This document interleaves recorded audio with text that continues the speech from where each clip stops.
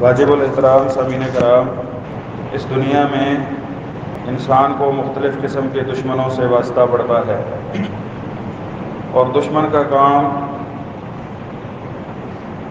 نقصان پہنچانا ہوتا ہے۔ یہ مشاہدے کی بات ہے، اور ہر ذی شعور آدمی اس بات کو سمجھتا ہے کہ دشمن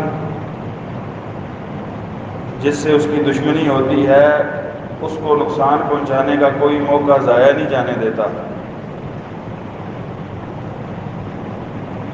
کسی کے ساتھ آپ کی لڑائی اور جنگ ہے، عقل مند وہی تصور کیا جاتا ہے جو خود کو اپنے دشمن سے بچانے کے انتظامات کیے ہوئے ہو، دشمن کو اچھی طرح پہچانتا ہو، اس کے واروں کو پہچانتا ہو۔ یہ جو جنگ کے جیتنے کے اصول اور ضوابط ہیں ان میں سے بنیادی ضوابط میں سے ہے۔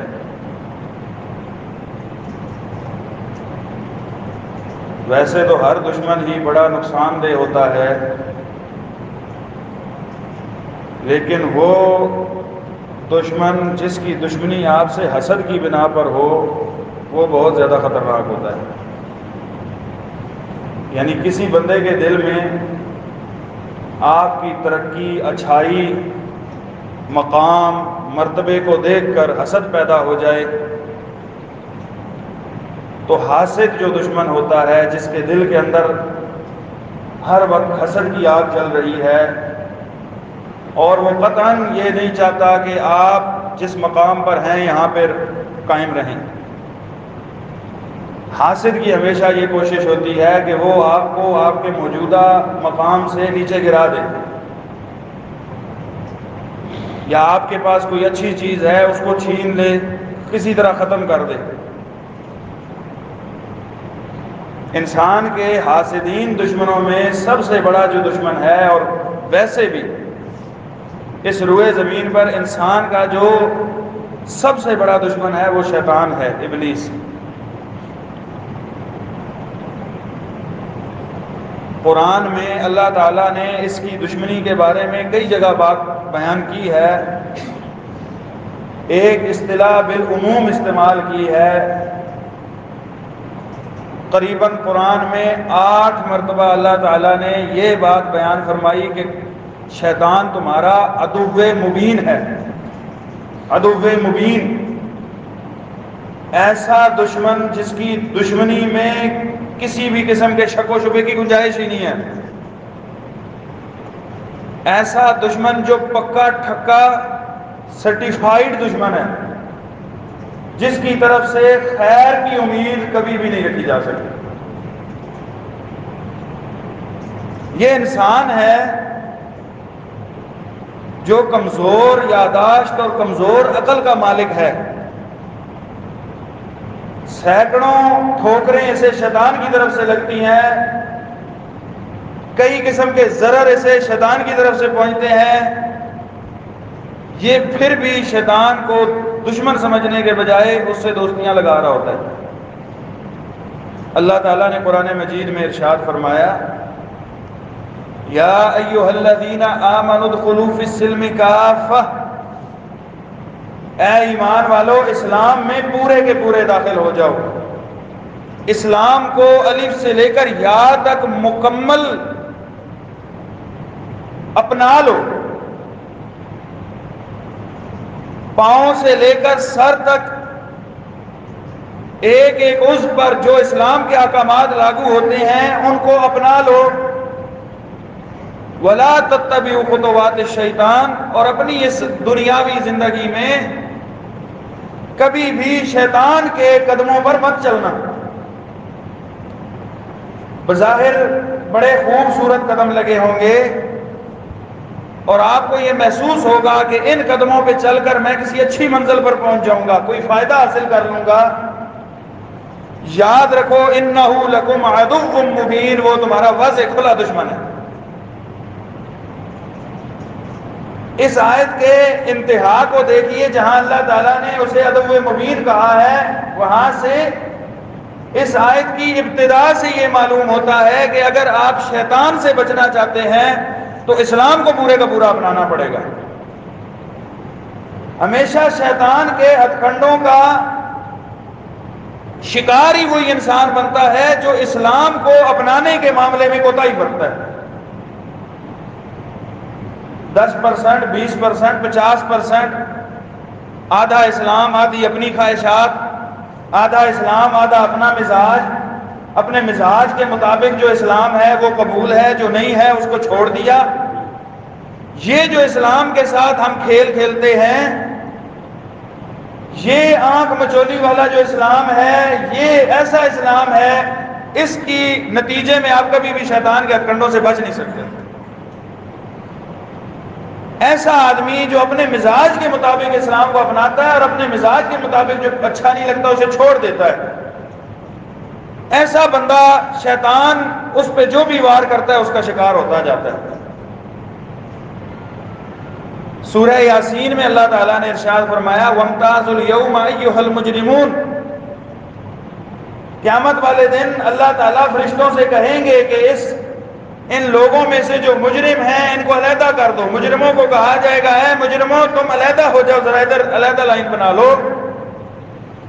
أَلَمْ أَعْهَدْ إِلَيْكُمْ يَا بَنِي آدَمَ أَلَّا تَعْبُدُوا الشَّيْطَانَ، اے بنی آدم کیا میں نے تم سے وعدہ نہیں لیا تھا، تمہیں بتا نہیں دیا تھا کہ شیطان کے پیچھے نہیں لگنا، شیطان کی پرستش نہیں کرنی، اس کو اپنا الہ نہیں ماننا، اس کا بتایا ہوا دین نہیں اپنانا۔ انہ لکم عدو مبین، کیونکہ شیطان تمہارا کھلا دشمن ہے۔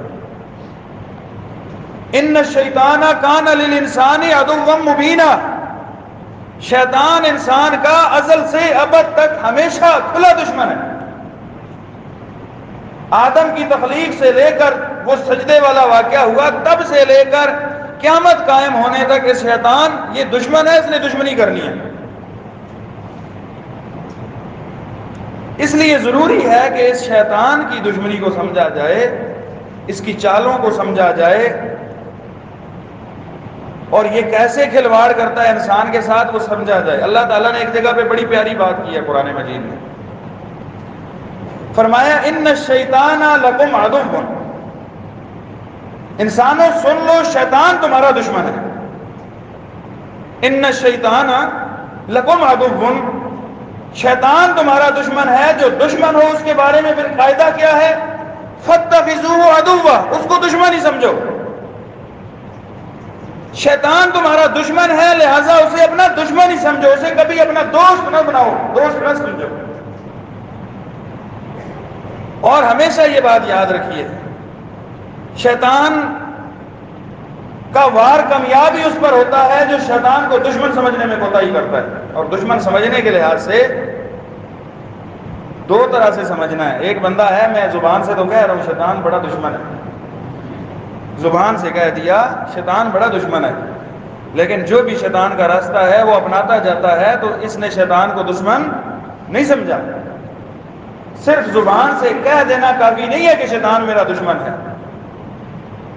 یعنی بندہ یہ کہے کہ زہر سے بندہ مر جاتا ہے، یہ اقرار کر لے اور پھر زہر کو پھانک بھی لے، تو صرف یہ اقرار کر لینے سے کہ زہر سے بندہ مر جاتا ہے پھر زہر پی لینے سے بندہ بچنے والا نہیں ہے۔ زہر نے رحم نہیں کرنا کہ چونکہ اس کو پتہ چل گیا تھا کہ یہ مجھے پیے گا تو مر جائے گا لہذا اس پر اثر نہیں کرتے۔ زہر کا کام ہے کاٹنا مارنا، اس نے اپنا کام کرنا ہے۔ آپ کا کام یہ ہے کہ آپ زہر کے قریب نہ جائیں، آگ کا کام ہے جلانا۔ میں کہوں کہ آگ جلاتی ہے یہ مان لوں اور پھر بھی جا کے کسی تندور میں چھلانگ لگا لوں تو اس سے میں بچنے والا نہیں ہوں، وہ مجھے جلائے گی۔ صرف مان لینا کافی نہیں ہے۔ عقل مند انسان وہ ہے جو ماننے کے ساتھ ساتھ عمل بھی کرے کہ اس سے بچنے کی بھی کوشش کرے۔ اس لیے فرمایا ان الشیطان لکم عدو فاتخذوہ عدوا، شیطان تو تمہارا دشمن ہے، اسے اپنا دشمن ہی سمجھو۔ دوسری جگہ اللہ تعالیٰ نے فرمایا ہے نا جب شیطان نے مہلت مانگی اور پھر کہا کہ میں یا اللہ تیرے بندوں کو گمراہ کروں گا، تو اللہ تعالیٰ نے کیا فرمایا تھا؟ ان لیس لہ سلطان علی الذین آمنوا وعلی ربہم یتوکلون، شیطان غلبہ حاصل نہیں کر سکتا ان لوگوں پر جو ایمان لاتے ہیں اور اپنے رب پر بھروسہ کرتے ہیں، جن کا اپنے رب کے اوپر ایمان مضبوط ہوتا ہے، پختہ ہوتا ہے، وہ اپنے رب پر ایمان رکھتے ہوئے پھر اسلام پر عمل کرتے ہیں، اپنے گرد حفاظتی حصار بناتے ہیں، اپنے رب پر بھروسہ کرتے ہیں، ایسے لوگوں پر شیطان غلبہ نہیں کر سکتا۔ انما سلطانہ علی الذین یتولونہ والذین ہم بہ مشرکون، شیطان کا غلبہ تو ان لوگوں پر ہوتا ہے جو شیطان سے دوستیاں بناتے ہیں، دوستیاں بنائیں، یاریاں پالتے ہیں شیطان سے اور اللہ کے ساتھ شرک کرتے ہیں، مشرک پر اور جو شیطان کو اپنا دوست بناتا ہے اس پر شیطان کا فوراً غلبہ ہوتا ہے۔ دوسری جگہ اللہ تعالیٰ نے کیا فرمایا؟ وَمَن يَكُنِ الشَّيْطَانُ لَهُ قَرِينًا فَسَاءَ قَرِينًا، بھائی جس کا شیطان دوست ہے تو اس نے تو بڑی بری دوستی پالی ہوئی ہے۔ بندہ سانپ کو دودھ بھی پلاتا رہے اور یہ سمجھے کہ یہ سانپ مجھے کاٹے گا نہیں، جس دن سانپ کے آپ رینج میں آئیں گے اس نے کاٹنا ہے آپ کو۔ شیطان شیطان ہے، وہ آپ کا دشمن ہے، لہٰذا جو شیطان کو دوست بنائے گا شیطان اس پر رحم نہیں کھائے گا۔ اور تیسری جگہ اللہ تعالیٰ نے فرمایا وَمَن يَتَّخِذِ الشَّيْطَانَ وَلِيًّا مِّن دُونِ اللَّهِ فَقَدْ خَسِرَ خُسْرَانًا مُبِينًا، جس بندے نے شیطان کو اللہ تعالیٰ کو چھوڑ کر شیطان کو اپنا دوست بنایا وہ بندہ تو سخت ناکام ہو گیا، خسارے کے اندر آ گیا، برباد ہو گیا کہ اس نے اللہ کو چھوڑ کر اپنی دوستی شیطان سے لگا لی۔ وقتی لطف کی خاطر، وقتی مزوں کی خاطر، وقتی عیش کی خاطر، عارضی مزے کی خاطر اس نے شیطان سے دوستیاں لگائیں اور شیطانی کاموں کو اپناتا گیا۔ فرمایا کہ یہ بندہ تو سخت نامراد ہو گیا ہے، برباد ہو چکا ہے۔ شیطان کس حد تک ہمارا دشمن ہے آپ اندازہ کیجئے۔ قرآن میں کئی جگہ پر اللہ تعالیٰ نے اس مفہوم کی بات کو بیان کیا ہے۔ ایک جگہ فرمایا قال انظرنی الی یوم یبعثون، شیطان نے اللہ تعالیٰ سے کہا جب اللہ تعالیٰ نے اسے دھتکارا نا کہ تو اس جنت سے نکل جا، دفعہ دور ہو جا، تجھے میں نے اپنے بندوں کی لسٹ سے نکال دیا ہے۔ جب دھتکار دیا اب حسد کی آگ اس کے سینے میں مزید جلی اور اس نے بھی اپنے رب سے ضد لگا لی، کہنے لگا قال انظرنی الی یوم یبعثون، یا اللہ مجھے قیامت تک مہلت دے دے، مجھے قیامت تک مہلت چاہیے، کیا کروں گا؟ قال انک من المنظرین، اللہ تعالیٰ نے فرمایا تو ضد لگا رہا ہے تو چل تجھے مہلت ہے۔ پھر اس نے کہا قال فبما اغویتنی لاقعدن لهم صراطک المستقیم، یا اللہ یہ جو تو نے مجھے دھتکارا ہے نا اب تو میں اس انسان کے لیے صراط مستقیم پہ گھات لگا کے بیٹھ جاؤں گا، مورچہ لگا کے بیٹھ جاؤں گا۔ ثم لآتینہم من بین ایدیہم، پھر میں اس کے آگے سے بھی آؤں گا، ومن خلفہم، اور اس کے پیچھے سے بھی آؤں گا، وعن ایمانہم، اور اس کے دائیں سے بھی آؤں گا، وعن شمائلہم، اور اس کے بائیں سے بھی آؤں گا، ولا تجد اکثرہم شاکرین، یا اللہ تو ان میں سے اکثر کو شکر گزار نہیں پائے گا، میں ان کو اکثر کو گمراہ کر کے چھوڑوں گا۔ ہر طرف سے آگے مفسرین نے اس میں تفصیل کی ہے۔ ابن قیم رحمہ اللہ تعالیٰ فرماتے ہیں کہ یہ آگے پیچھے دائیں بائیں کے بھی معنی ہیں۔ دائیں طرف سے آئے گا کہ آپ کو نیکیوں کے بارے میں جھٹلائے گا، گمراہ کرے گا نیکیوں کے بارے میں، بدعات سامنے لائے گا، انسان نیکی سمجھ کے بدعت کر رہا ہوگا، اور اسی طرح آپ کو جو آپ کرنے والی نیکیاں ہیں ان نیکیوں کو چھڑوانے کی کوشش کرے گا۔ نماز کا وقت ہو گیا یہ نماز سے ہٹائے گا، نماز پڑھ رہا ہے دل کے اندر وسوسے لائے گا، یعنی ہر طرح سے وعن شمائلہم، اور برائیوں کو مزین کرے گا۔ دوسری جگہ آتا بھی اللہ ازینن لہم، میں بڑے بڑے گناہ انہیں بڑے خوبصورت کر کے پیش کروں گا کہ گناہ کرتے ہوئے یہ انسان ذرا سا محسوس بھی نہیں کرے گا کہ میں اتنا بڑا گناہ کر رہا ہوں۔ ایسا ان کے ضمیر کو مردہ کر دوں گا گناہوں کا ایسا نشئی بنا دوں گا ان کو کہ گناہ کے بغیر ان کا گزارا ہی نہیں ہوگا. لَأُزَيِّنَنَّ لَهُمْ. اور فرمایا قَالَ فَبِعِزَّتِكَ لَأُغْوِيَنَّهُمْ أَجْمَعِينَ. اس نے قسم کھائی, اور قسم کس کی کھائی؟ یا اللہ تیری عزت کی قسم ہے, میں انسانوں کو گمراہ کرنے کی پوری کوشش کروں گا. مسند احمد کے اندر ایک حدیث آتی ہے, شیطان نے کہا, نبی کریم صلی اللہ علیہ وسلم فرماتے ہیں کہ شیطان نے کہا وَعِزَّتِكَ وَجَلَالِكَ لَا أَبْرَحُ أُغْوِي بَنِي آدَمَ مَا دَامَتِ الْأَرْوَاحُ فِيهِمْ. یا اللہ تیری عزت کی قسم اور تیرے جلال کی قسم, جب تک آدم کے کسی بھی بیٹے کے جسم میں روح باقی رہے گی میں اس کو آخری وقت تک گمراہ کرتا ہی رہوں گا. یہ تیری عزت اور جلال کی قسم ہے. اللہ تعالیٰ نے جواباً اس کو فرمایا فَبِعِزَّتِي وَجَلَالِي لَا أَبْرَحُ أَغْفِرُ لَهُمْ مَسْتَغْفَرُونِي. مجھے بھی میری عزت اور جلال کی قسم ہے, تیرے ہتھ کنڈوں میں آنے کے بعد اگر اس انسان کو ندامت آ گئی اور مجھ سے معافی مانگ لی میں ضرور اسے معاف کرتا رہوں گا جب تک یہ توبہ کرتے ہیں. اللہ تعالیٰ نے اتنی چھوٹ دی ہے, لیکن اس کا مطلب یہ نہیں ہے کہ بندہ ہمیشہ شیطان کے رستے پر ہی چلتا رہے, کیونکہ اس نے تو آخری دم تک کوشش کرنی ہے. کیا پتہ ہے کہ شیطان کے کہنے پر ابھی گناہ کر لیا, اگلا لمحہ سانس نہ آئے اور توبہ کی مہلت ہی چھن جائے. توبہ کی آس میں گناہ کرنا یہ تو اور زیادہ بڑا جرم ہے. تو اس لحاظ سے سمجھنا چاہیے کہ یہ شیطان ہمارا کتنا عظیم دشمن ہے, بڑا دشمن ہے. اس نے تو انبیاء کو نہیں چھوڑا, اپنی طور پر پوری کوشش کی. ایک حدیث آتی ہے صحیح بخاری وغیرہ میں, سیدنا ابو ہریرہ رضی اللہ تعالی عنہ بیان کرتے ہیں کہ اللہ کے نبی صلی اللہ علیہ وسلم نے ارشاد فرمایا کہ آج رات میں نماز پڑھ رہا تھا تو ایک شیطان آ گیا.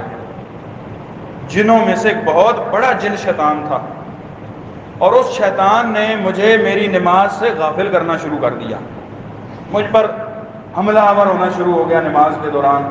کبھی کوئی وسوسہ, کبھی کوئی وسوسہ. یہ ہوتے ہیں نماز کے دوران وسوسے, کبھی کاروبار کا وسوسہ, کبھی دکان کا حساب کتاب, کبھی ملازمت کی باتیں, اپنی جو کھیتی باڑی ہے اس کی باتیں, جو بھی کام ہے بار بار ذہن میں لائے گا, آپ کو نماز سے غافل کرنے کی کوشش کرے گا, آپ کے خشوع خضوع کو توڑنے کی کوشش کرے گا.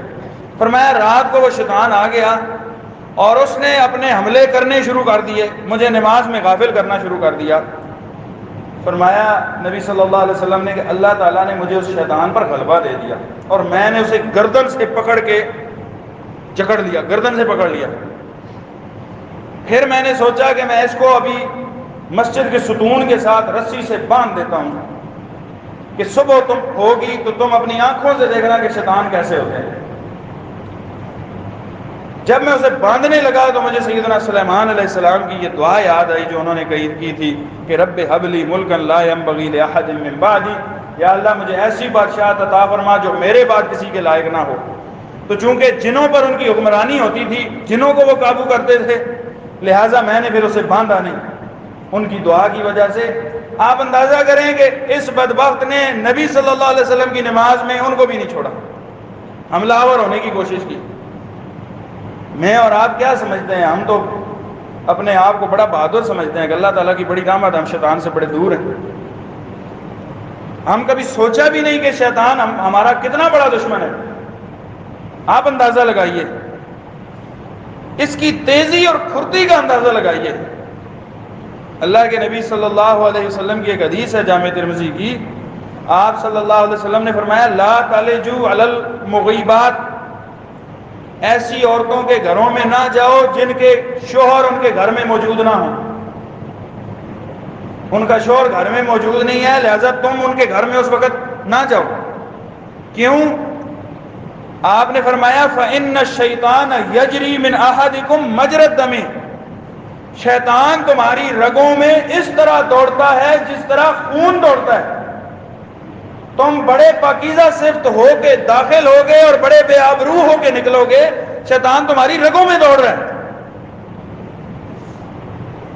یہ انسان کی رگوں میں دوڑتا ہے. کون سا لمحہ ہے کہ یہ آپ کے دل پہ ایسی ضرب لگائے آپ کا دل گناہ کی طرف مائل ہو جائے.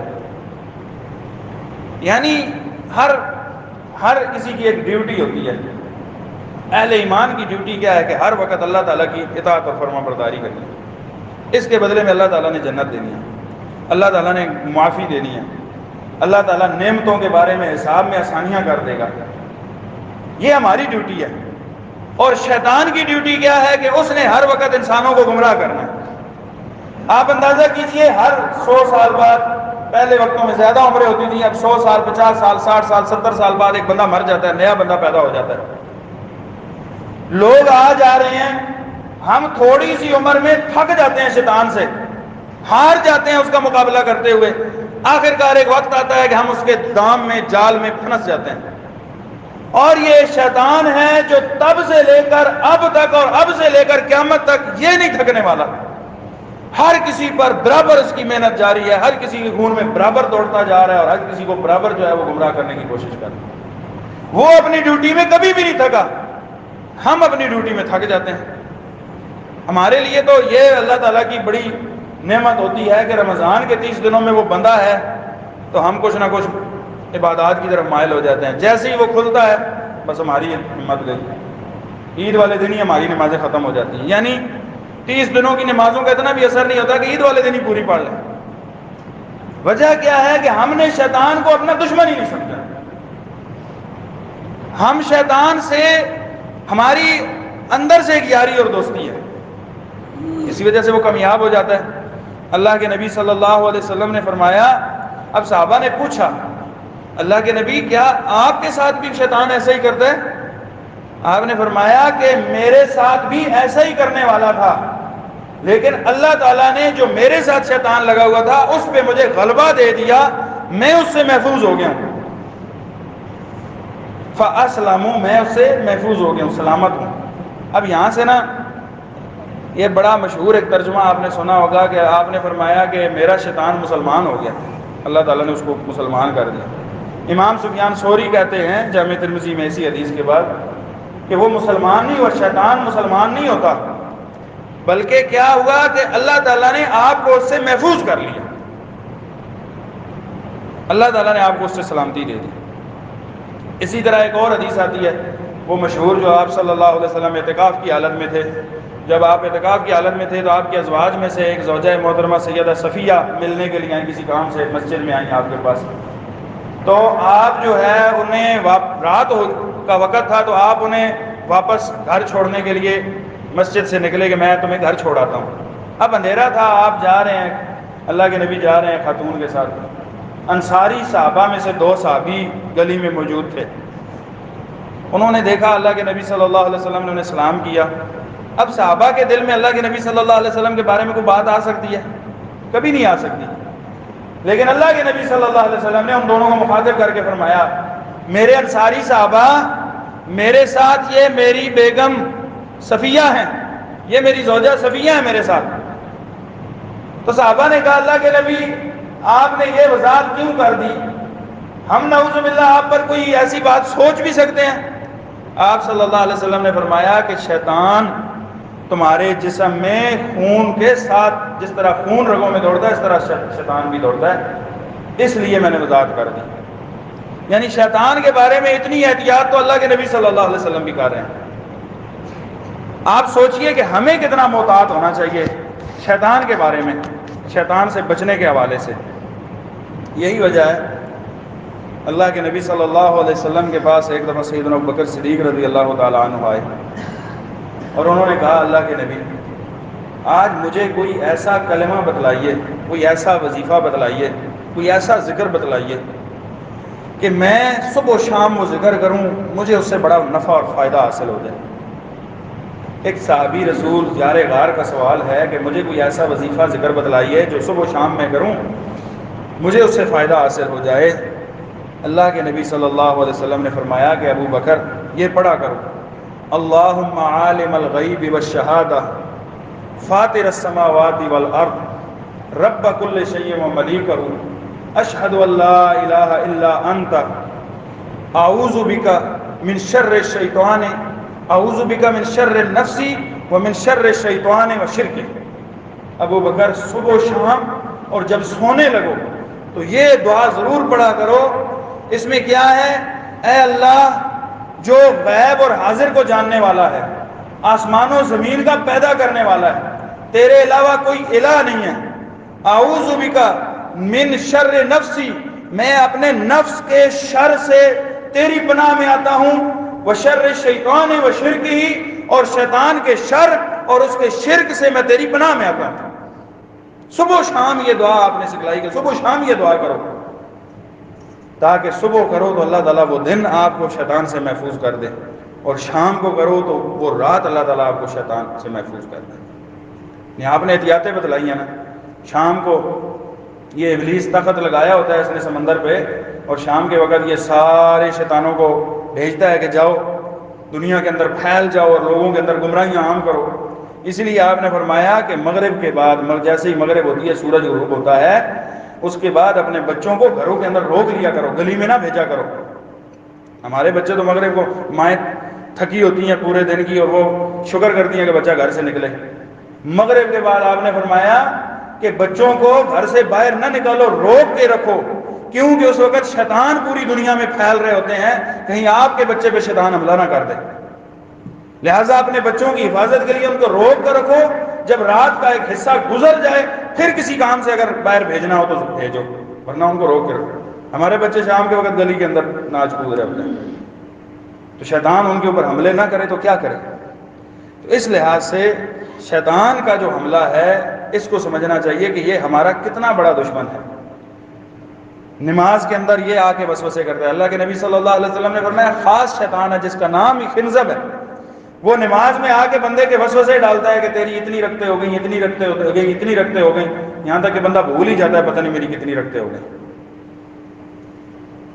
اور آپ نے فرمایا اذان ہوتی ہے، اذان سے پہلے پہلے یہ شیطان بندے کے ساتھ ہوتا ہے، بندے کو گمراہ کرنے کی پوری کوشش کر رہا ہے۔ آخرکار یہ بندہ مسجد میں آ ہی گیا، اذان ہوتی ہے تو اذان سے تو یہ بھاگتا ہے، اذان سے یہ سخت اذان کی آواز سنتا ہے تو دور بھاگ کے چلا جاتا ہے جہاں تک آواز نہ پہنچ رہی ہو۔ جیسے ہی اذان ختم ہوتی ہے پھر فوراً بھاگ کے آ جاتا ہے اور اس بندے کو نماز کے دوران وسوسے ڈالتا رہتا ہے، وسوسے ڈالتا رہتا ہے۔ یہ نماز کے اندر جو ہمیں خیالات آتے ہیں اور وسوسے آتے ہیں، جتنے زیادہ آتے ہیں سمجھیے اتنا زیادہ شیطان کا حملہ ہے۔ اسی طرح اللہ کے نبی صلی اللہ علیہ وسلم نے فرمایا رات کو جب بندہ سوتا ہے نا تو اس بندے کے پاس شیطان آتا ہے، اس سر کے پیچھے 3 گانٹھیں لگاتا ہے، 3 گرے لگاتا ہے، 3 گرے لگا کے اسے اوپر سے تھپکی دیتا ہے کہ ابھی رات بہت باقی ہے، تو سویا رہ سویا رہ۔ جیسے ہی بندہ سر اٹھاتا ہے نا رات کے کسی حصے میں کہ اٹھ جاؤں نماز کا وقت ہو گیا ہے، فجر ہو گئی ہے، یہ اوپر سے تھپکی لگاتا ہے سویا رہ سویا رہ۔ اب اس بندے نے ہمت کی، اس تھپکی کو خاطر میں نہیں لایا اور یہ اٹھ گیا۔ اس نے اٹھ کے اللہ تعالیٰ کا ذکر کیا، دعا پڑھی جو بیدار ہونے کے بعد کی دعا ہے، یہ اللہ کا ذکر کرتا ہے تو اس کی 1 گانٹھ کھل جاتی ہے، شیطان کی لگائی ہوئی 1 گانٹھ۔ پھر فرمایا کہ جب یہ وضو کرتا ہے تو دوسری گرہ بھی کھل جاتی ہے۔ پھر یہ ہمت کر کے مسجد میں آ گیا، اس نے اللہ اکبر کہا، نماز شروع کی، تیسری گرہ بھی کھل گئی، یہ شیطان کی گرہوں سے آزاد ہو چکا ہے۔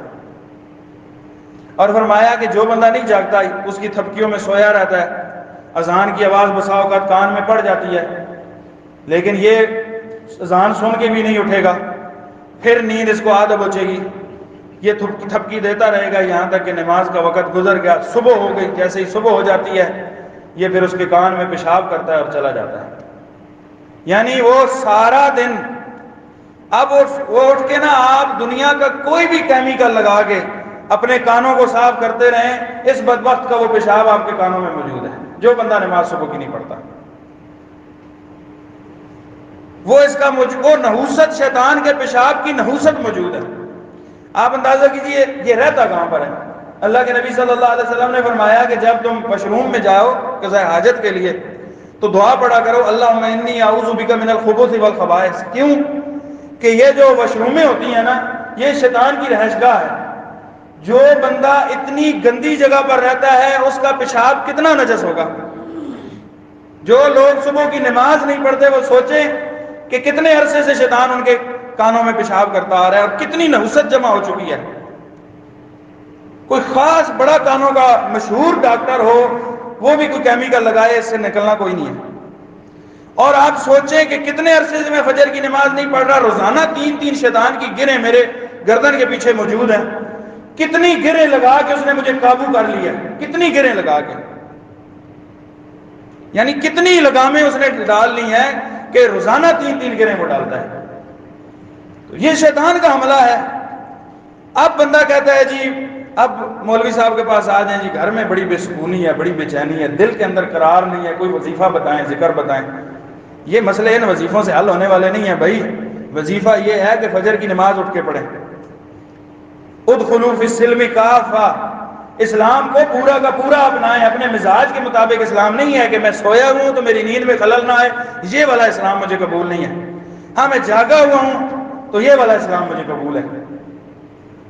یعنی ہم اپنے مزاج اور خواہشات کے مطابق اسلام قبول کرنے کی کوشش کرتے ہیں، تو اس سے پھر شیطان کی یہ نحوستیں ختم نہیں ہونے والی۔ دل کے اندر پھر آپ وہ نا، میں 2 دن پہلے ہی ایک سائیکالوجسٹ ہے پاکستان کے بڑے نامور ماہر نفسیات ہیں، ان کا لیکچر سن رہا تھا۔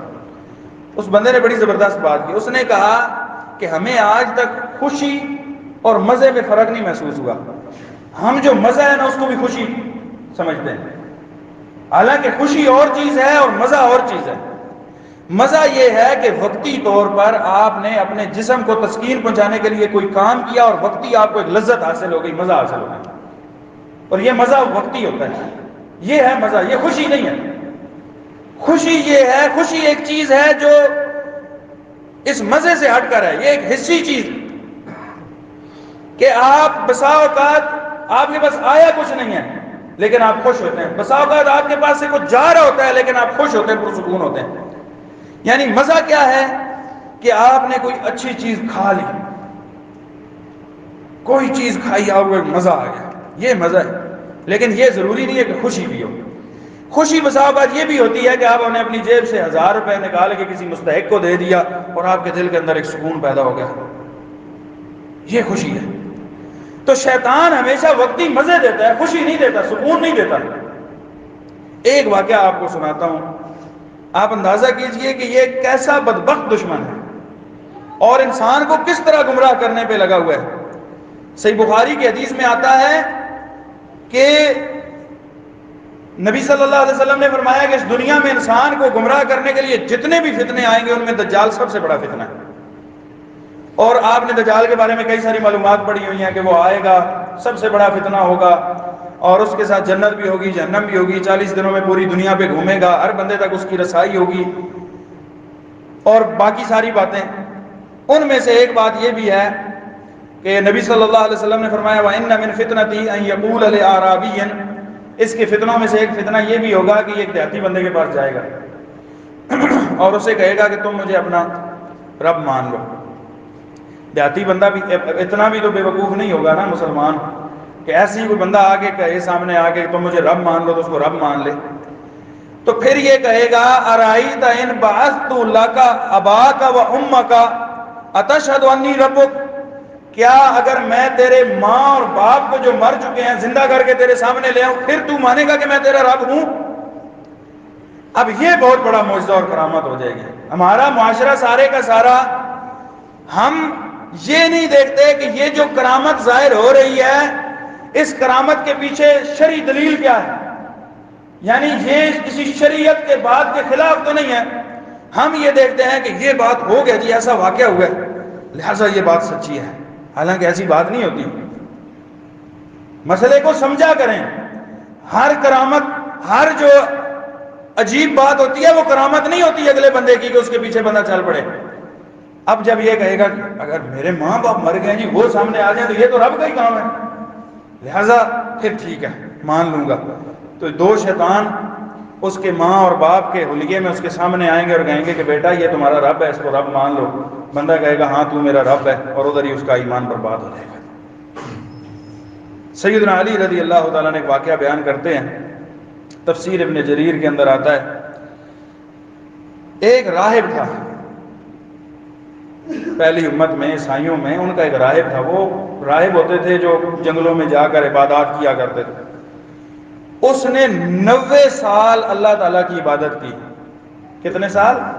90 سال اس نے اللہ کی عبادت کی۔ 90 سال عبادت کے بعد ایک خاتون تھی، عورت تھی، لڑکی، اس کے 4 بھائی تھے۔ ایک دن کسی وجہ سے وہ بھائی بکریاں چرانے نہیں جا سکے تو وہ لڑکی بکریاں لے کر جنگل کے اندر چلی گئی چرانے کے لیے۔ جب وہ اس راہب کے جھونپڑی کے پاس پہنچی، وہاں پر شیطان حملہ آور ہوا اور اس نے اس راہب کے دل کے اندر وسوسے ڈالے۔ 90 سال کا عبادت گزار بندہ ہے، 90 سال کی عبادت پل بھر کے اندر دھڑام سے گر گئی اور وہ گناہ کے اندر مبتلا ہو گیا۔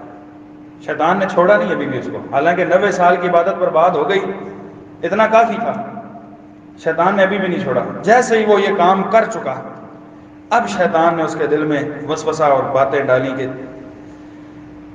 مولوی صاحب کام ہو گیا خراب، اور آپ کی ساری نیکی ابھی لوگوں کے سامنے ظاہر ہو جانی ہے، لہٰذا بہتر یہ ہے کہ اس معاملے کو ادھر ہی ختم کرو، اس لڑکی کو مار ڈالو، ادھر ہی دفن کر دو، کسی کو پتہ ہی نہیں چلے گا، تم پھر توبہ طائب ہو جانا، اللہ تعالیٰ سے معافی مانگ لینا اور یہ گناہ ادھر ہی دفن کر دو۔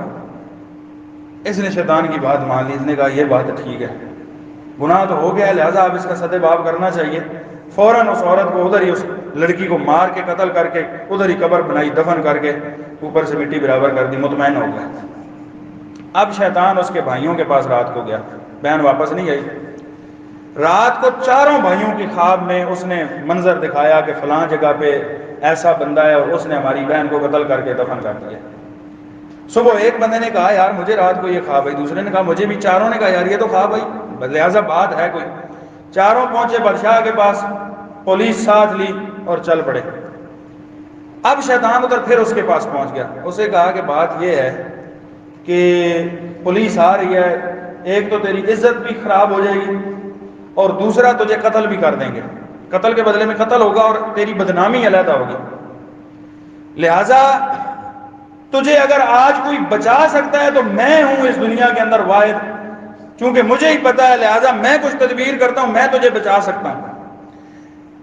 انی انا الذی اوقاتک فی ھذا وَلَن يُنْجِيَكَ مِنْهُ غَيْرِی، میرے علاوہ آج تجھے کوئی نہیں بچا سکتا، فَاسْجُدْ لِی سَجْدَةً وَاحِدَةً، لہٰذا آج مجھے تو ایک سجدہ صرف کر لے، میں تجھے اس معاملے میں چھٹکارا دلا دوں گا۔ وہ ایک سجدے کا بدلہ، 90 سال کے سجدے ایک طرف۔ اس بندے نے کہا بھئی ایک سجدہ کرنے سے کیا ہوتا ہے، لہٰذا اس نے فوراً ایک سجدہ کیا اس کو۔ جیسے ہی اس نے اس کو سجدہ کیا، شیطان نے کہا بس اب میرا کام ہو گیا، جا تو کون میں کون، غائب ہو گیا۔ پولیس آئی، اس نے پکڑ لیا، بادشاہ کے سامنے لے گئے، اس کی عزت بھی نیلام ہو گئی اور اس کی جان بھی گئی۔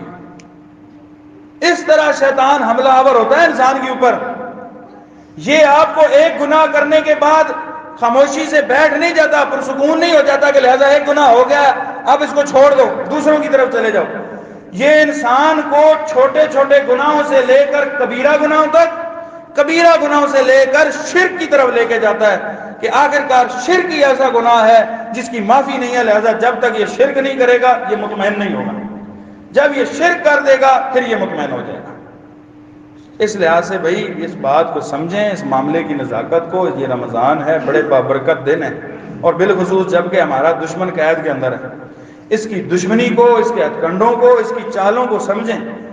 یہ آپ کو ساری زندگی گمراہ کرتا رہے گا، وسوسے ڈالتا رہے گا، دنیا کے معاملات سے خوف دلاتا رہے گا، تیرا یہ کام ہے ابھی نماز چھوڑ دوں، یہ کام ہو جائے گا پھر اس برائی کو چھوڑ دوں گا، یہ کام ہو جائے گا پھر اس برائی کو چھوڑ دوں گا، ابھی یہ کام ہے، ابھی یہ معاملہ ہے، ابھی تو جوان ہے، بڑھاپے میں معافی مانگ لیں گے، یہ اس طرح ہو جائے گا، اس طرح۔ یہ سارے شیطان کے چالیں ہیں۔ یہ کبھی بھی مطمئن نہیں ہوتا آپ کو ایک گناہ پہ ایک گناہ کروا کے، گناہ پہ گناہ اور گناہ پہ گناہ کرواتے کرواتے آخرکار یہ انسان کو جہنم کے دہانے تک لے جاتا ہے، تب جا کے مطمئن ہوتا ہے کہ میرا ایک ساتھی اور بن گیا جہنم کے اندر۔ تو اس لیے اللہ تعالیٰ سے دعا بھی مانگنی چاہیے کہ اللہ تعالیٰ ہمیں اس شیطان کے شر سے محفوظ رکھے، اللہ تعالیٰ ہمیں اس کے ہتھ کنڈوں اور چالوں اور جالوں سے محفوظ رکھے، اور اس طرح اپنے ایمان کو مضبوط بھی کرنا چاہیے عبادات کے ذریعے، اذکار کے ذریعے، اور دیگر جو نیک اور صالح اعمال ہیں ان کے ذریعے کہ اللہ تعالی ہمیں اس سے محفوظ رکھے گا انشاءاللہ۔ تو ساتھ ساتھ دعا کا اہتمام بھی کرنا چاہیے اور اس کی دشمنی کو سمجھنا چاہیے۔ اللہ تعالیٰ سے دعا ہے اللہ تعالیٰ ہم سب پر اپنی خاص رحمتوں کے دروازے کھولے اور ہمیں اس لعین کے جو جتنے بھی وسوسے ہیں ان سے محفوظ فرمائے۔ وآخر دعوانا الحمدللہ۔